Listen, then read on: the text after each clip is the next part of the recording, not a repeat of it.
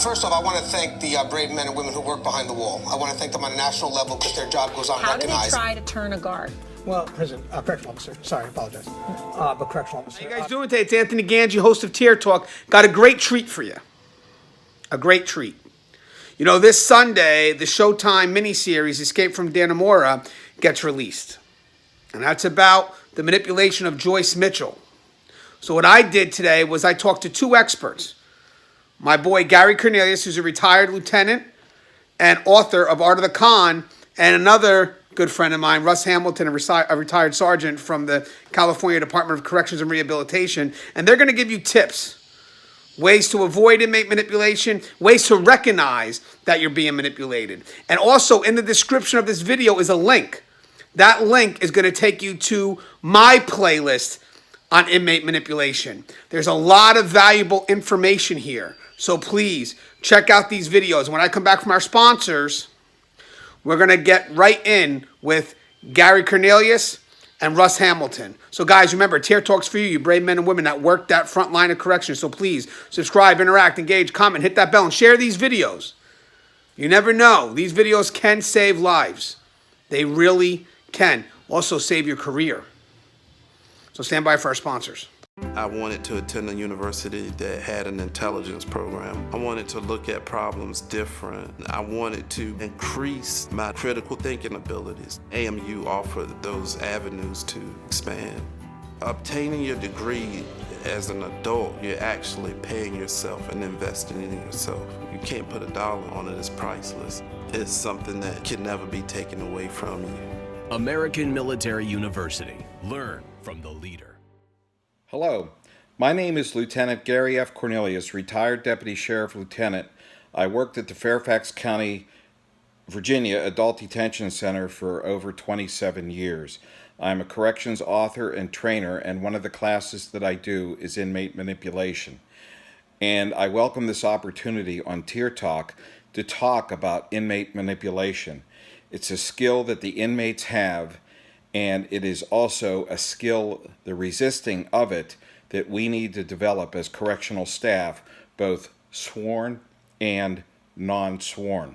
A couple of things I'd like to mention in this video, that inmates are very, very smart, and they are intelligent. They are not stupid.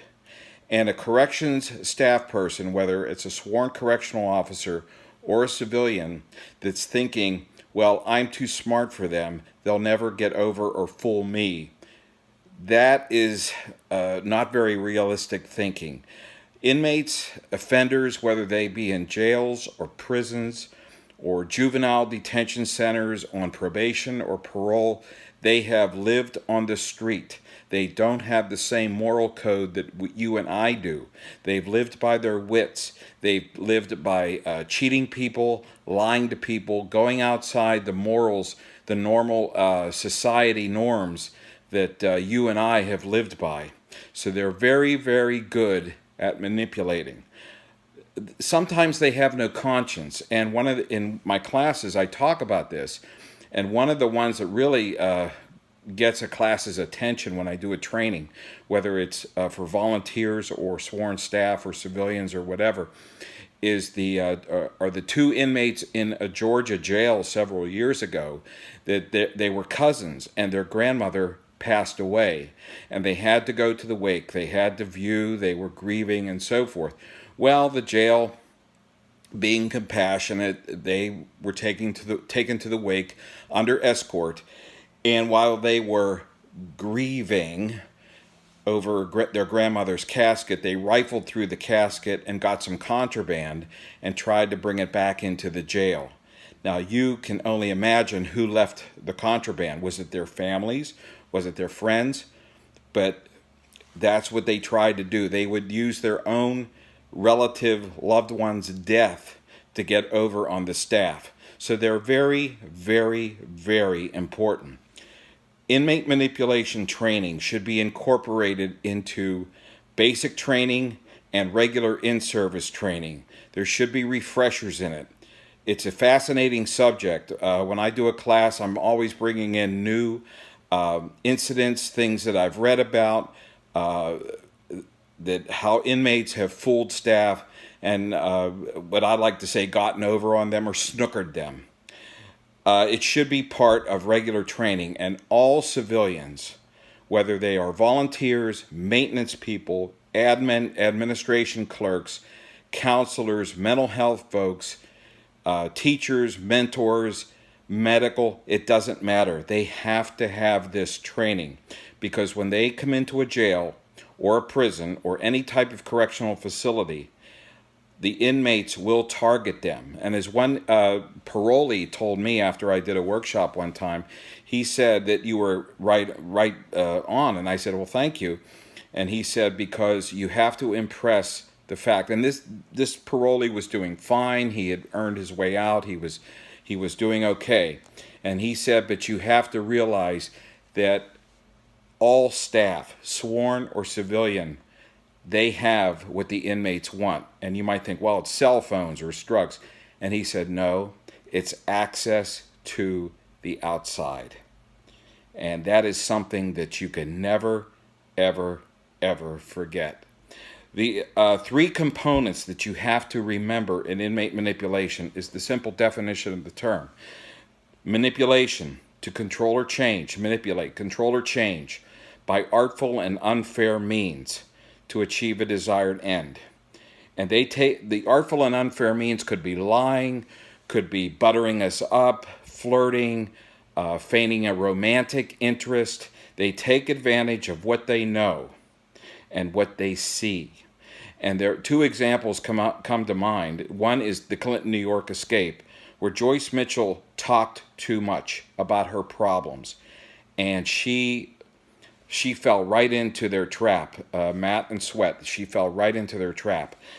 And the correctional officer, Palmer, he was the go-to guy, wanted to be the inmate's friend. And the inmates took advantage of this because she talked too much. Do not give them personal information. There's a line, a professional boundary line. You are the staff, you are the officer, they are the inmates. That is it.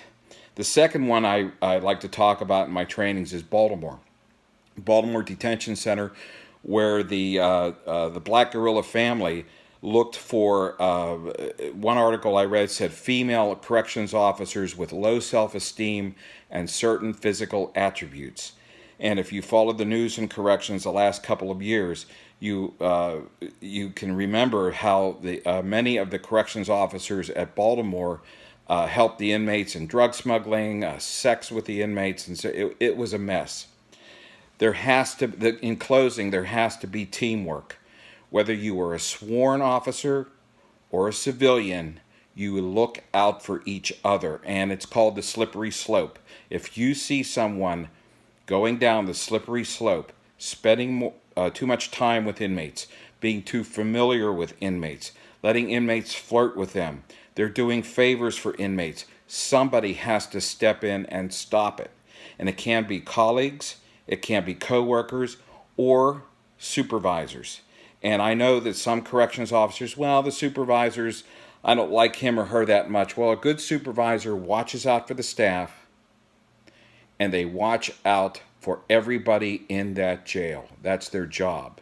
But we have to watch out for each other. So if you see someone and your gut is telling you that they may be manipulated, they're going down that slippery slope, please step in, talk to them, or talk to a supervisor and get their attention.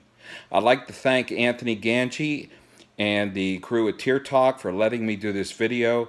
Be safe, be well, and God bless. Thank you very much. Hi, my name is Russ Hamilton. I'm a retired sergeant from California Department of Corrections.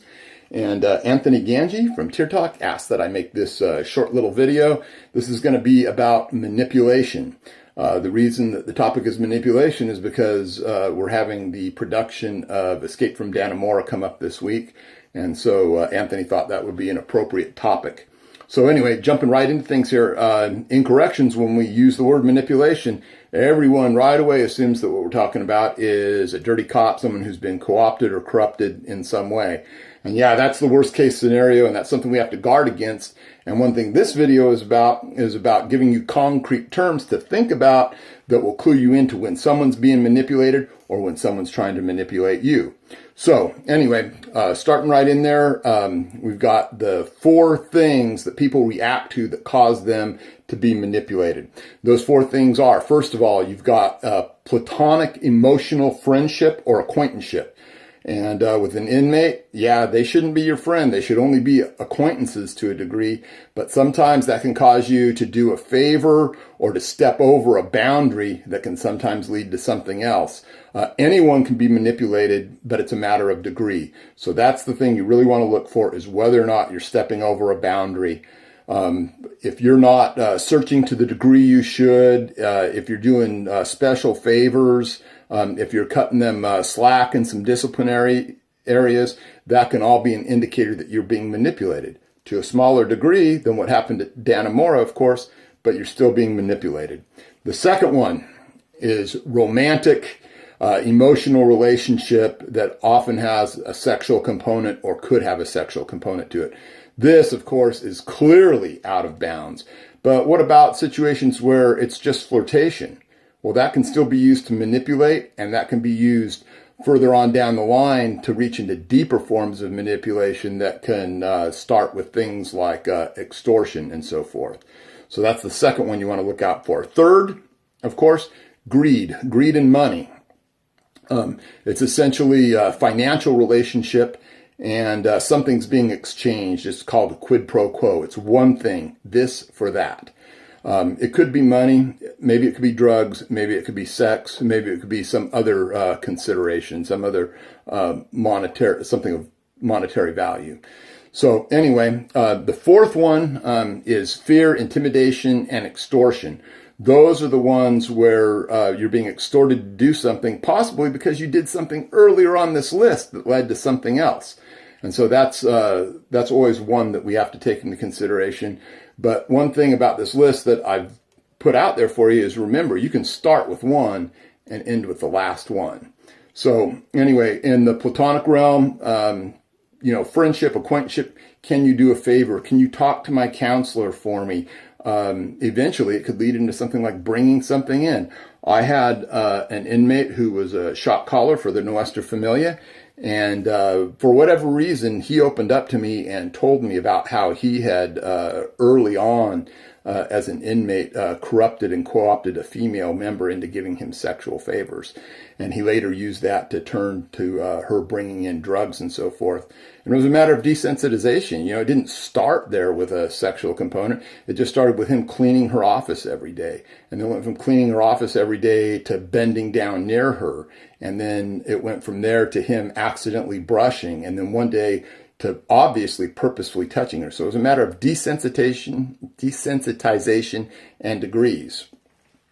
And that, of course, is the romantic, emotional component of it, which was number 2. The third one, money, drugs, sex, where you've done something else on this list. Maybe you've been roped into doing something. Maybe you see a coworker who's been roped into doing something, and it's that quid pro quo. It's money for bringing in drugs or bringing in cigarettes or bringing in something, anything. And then fourth, you have the fear, intimidation, and extortion. You do anything on this list, it opens you up to that. And so what we see in what happened at Dannemora was we saw the full spectrum of this entire thing unfold. It didn't start out with a sexual component. It started out as friendship. They got friendly. Then they got close, and it turned into a sexual relationship. Then eventually she was bringing in things, and they were doing things for her. And then in the end, it turned out that they were having to or wanting to extort her, telling her that if she didn't do things, that they were going to tell on her. So that was all balled together in a big, nasty mess of things that happened. Keep these things in mind. You can keep yourself from being manipulated. You can stop manipulation of other staff. And you can potentially stop a critical incident like that which happened at Dannemora from happening. So anyway, peace out. Anthony, I hope you like this. Hope everyone gets something out of this particular video. Goodbye. Stay safe.